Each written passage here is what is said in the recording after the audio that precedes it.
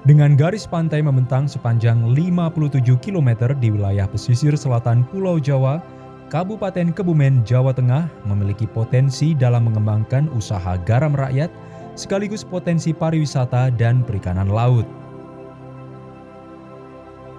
Usaha garam rakyat di Kebumen pun dimulai secara resmi sejak tahun 2018. Di bawah pelatihan dari penyuluh perikanan Satminkal Balai Pelatihan dan Penyuluhan Tegal, kepada 30 orang petambak, usaha garam rakyat di pesisir Kebumen pun dimulai.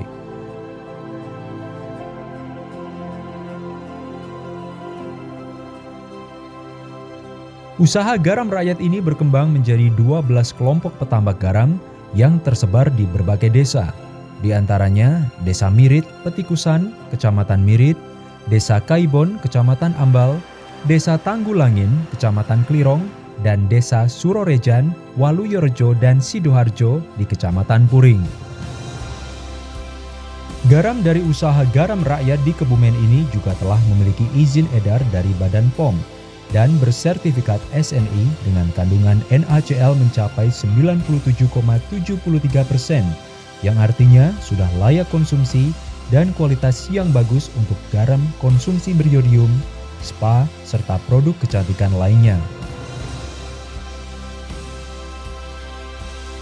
Kampung Garam Kebumen merupakan implementasi hasil riset dan inovasi Badan Riset dan Sumber Daya Manusia Kelautan dan Perikanan bekerja sama dengan pemerintah daerah setempat untuk memenuhi kebutuhan garam warga, di samping tekad untuk mencapai ketahanan pangan atau swasembada produksi garam mentah dan olahan garam, yakni garam konsumsi, garam kesehatan, dan garam industri.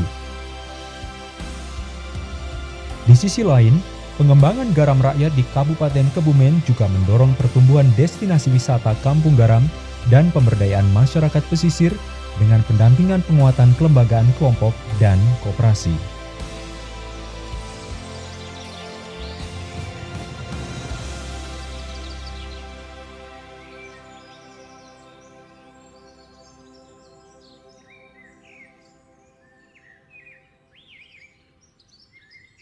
Nama saya Tugino Hadi Hamzah, lengkapnya.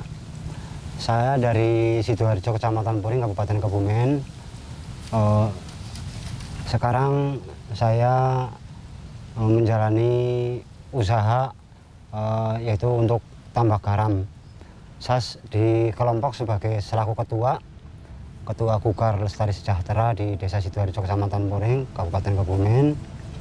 Dan waktu itu kami dipanggil oleh dinas untuk mengikuti pelatihan di Pantai Bopong, dan setelah itu kami coba di sini bersama teman-teman.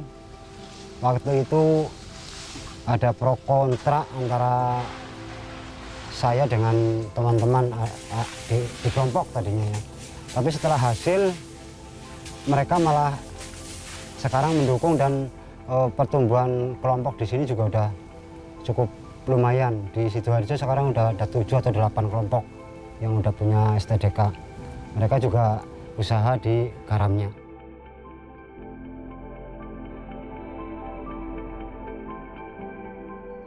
Waktu itu di Pantai Bopong, yaitu tadi dipanggil dari Dinas Kelautan dan Perikanan, suruh ikut di Pantai Bopong. Waktu itu istilahnya apa ya, yang penting jadi garam dulu waktu itu. Hasilnya juga waktu itu belum seperti ini. Masih berapa tanal waktu itu belum ada tutup-tutup seperti ini, belum bisa menghindari kotoran dan segala macam waktu itu, karena SDM kami juga sangat rendah, maaf. Jadi kami hanya waktu itu udah bangga bisa bikin garam, tapi terus selama 2 tahun kami kembangkan dan kami kami punya eksperimen tersendiri.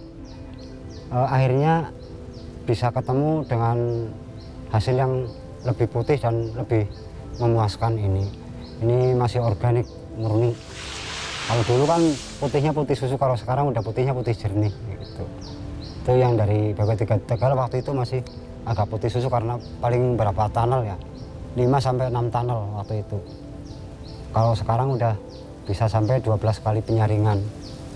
karena dari tunnel ke tunnel ada pipa paralon dan sebelum dialirkan itu dikasih filter itu untuk menyaring debu dan kotoran-kotoran, pasir juga nanti ketinggal di situ semua.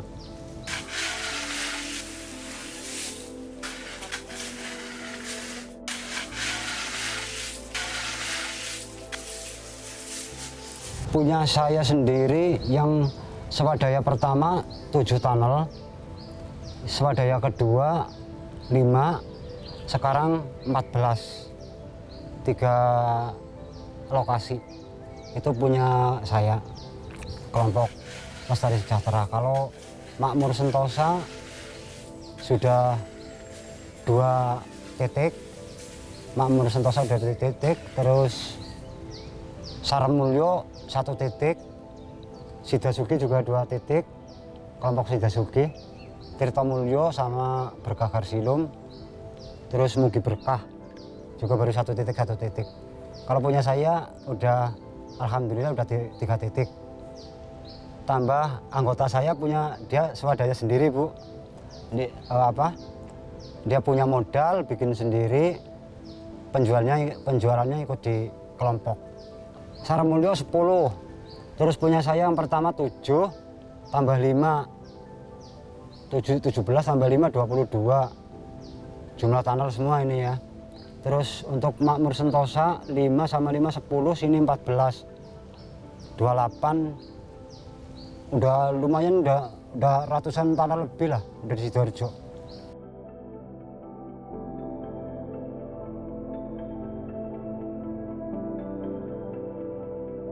Kalau air laut jadi garam itu kalau di sini sekitar 60 hari.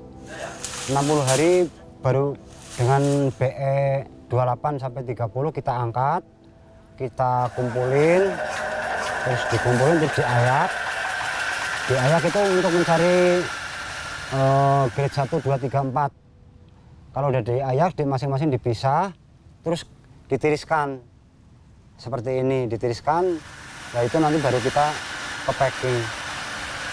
Sebetulnya kalau garam sih dibilang susah ya gampang juga sih, nggak begitu ribet banget sebetulnya. Asal kita istilahnya ada kemauan lah, kayak gitu. Jadi proses panennya ya mudah karena hanya dikumpulin, terus diayak, ditaruh di tempat, ditiriskan, ditunggu ini sekitar 1 minggu lah. 1 minggu kalau BE-nya udah 30, insya Allah cepat kering nih. Kering tanpa dijemur. Ini udah, kalau garam kering ini dipegang udah nggak ada berair lagi di tangan. Ini tandanya garam kering. Tapi kalau garam basah, BE-nya kurang dari 30, di tangan tetap basah. Atau NaCl-nya mungkin kurang tinggi ya. NaCl waktu itu di uji lab udah 97,87 apa berapa itu, udah mendekati 98. Jadi udah mungkin masuk garam industri apa itu ya. Kalau dulu sih yang pertama itu uji lab pertama masih 95,75 waktu itu. 1 tahun kami membuat garam, uji lab pertama dibawa oleh Kementerian dari Jakarta juga. Itu di uji lab 95,75, tapi sekarang udah mencapai 97,87 kalau nggak salah.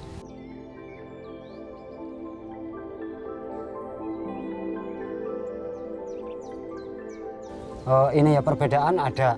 Kalau garam Pantura ini agak kecoklat-coklatan apa ya. Kalau ini bersih, bener-bener putih-putih bersih, jadi nggak ada kecoklatan. Terus nggak ada tanah liat, nggak ada pasir, kotoran paling-paling binatang-binatang kecil yang masuknya biasanya ini malam hari. Dia rengit apa-apa kalau musim rembulan ini baru masuk di sana. Jadi ini yang agak jadi masih beban di kami. Artinya untuk tingkat kebersihan sampai benar-benar bersih, itu masih binatang-binatang kecil ini yang masih jadi PR di kami. Untuk kebersihan yang terakhir paling nanti. Kalau tingkat kebersihan udah jauh. lebih murni di sini. NaCl di Pantura biasanya kurang dari 90. Kalau di sini udah 97,87.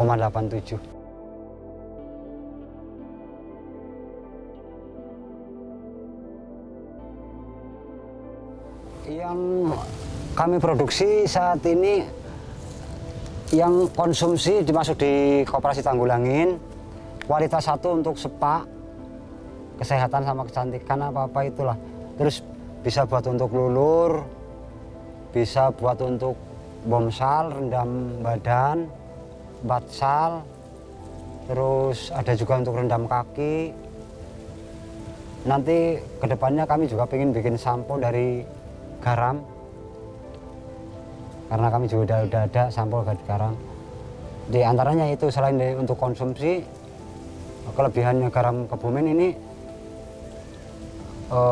bisa untuk spa, bisa untuk lulur, bisa untuk bomsal dan segala macam, itu banyak lah. Jadi kami nggak pernah patah semangatnya di situ. Jadi ada pengembangan yang bahan bakunya dari garam. Terus bahan baku kita juga air laut, insya Allah nggak mungkin asat, nggak mungkin habis insya Allah. Jadi kami nggak pernah patah semangat dan nggak pernah istilahnya ngeluh apa. Saya tetap semangat bikin garam. Dengan kami mohon bimbingannya dan pembinaannya baik dari kementerian maupun dari dinas terkait untuk kami membina kami untuk inovasi-inovasi ke depan tentang garam di Kebumen.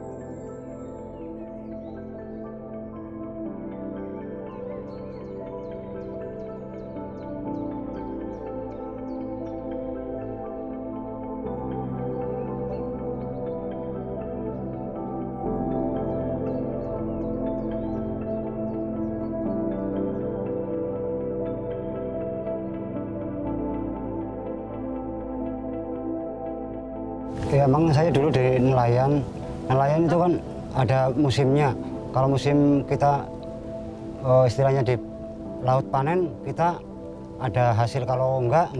Kalau di garam sistem tunnel ini, alhamdulillah enggak musim hujan, apalagi musim kemarau nih kita panen terus. Jadi enggak ada putusnya dengan sistem tunnel ini. Pendapatan juga masih cukup lumayan lah.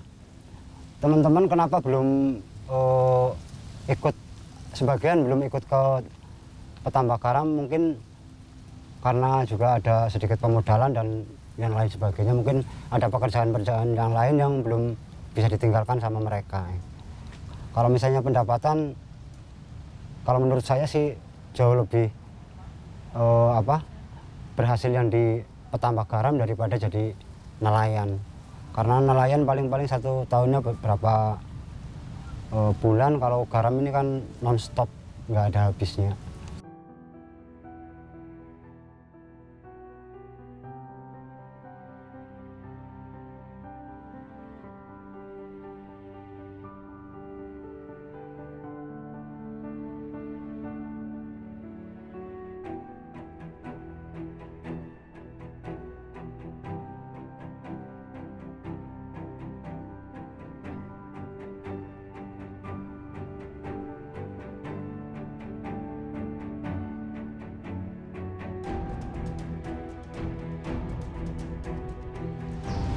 Kalau saya dari dulu sih belum pernah istilahnya kelihatannya yang kok kelihatannya garam nggak akan laku. Kalau saya nggak bilang, nggak pernah, sedikit pun nggak ada pikiran sampai ke situ, nggak pernah. Masalahnya kan kayak gini, yang dikonsumsi manusia aja setiap hari udah ada. Terus kami di sini di Sidoarjo, sapi banyak, kambing banyak. Terus ternak-ternak yang lain juga banyak. Itu juga mereka kalau ngasih minum dikasih garam. Jadi pikiran saya itu nggak mungkin kalau garam ini nggak laku. Makanya saya dari awal pelatihan di Pantai Bopong sampai sekarang nggak pernah patah semangat untuk bikin garam. Malah insya Allah ke depan tetap akan saya kembangkan yang lebih dari ini lagi. Dengan minta bantuan nanti penyuluhan dan pembinaan dari dinas terkait.